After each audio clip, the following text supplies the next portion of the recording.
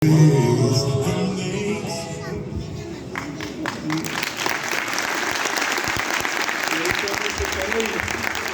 इतने खुश हैं कि उन्होंने बच्चों के लिए क्लैपिंग की। शाबाश, वेल डन चिल्ड्रन, आप लोगों ने बहुत अच्छा परफॉर्म किया। टीचर्स का बहुत शुक्रिया।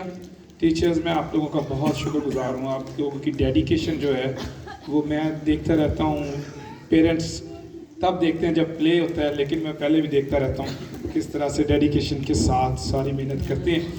हम आपको सैल्यूट करते हैं और आज तहसील पेश करते हैं। आप हमारे ये हमारा मुस्तकबिल है, ये हमारा फ्यूचर है, चर्च का फ्यूचर है और उनको तैयार कर रहे हैं और वॉलंटियरली ये सारे काम करते हैं। खुदावंद इन सबको बड़ी बरकत दे।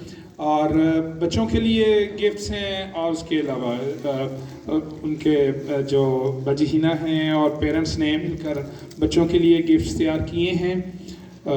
टीचर्स के लिए भी है मेरा ख्याल है, लेकिन वो आप लोगों को उधर पहुंचा दिए जाएंगे टाइम सेविंग के लिए।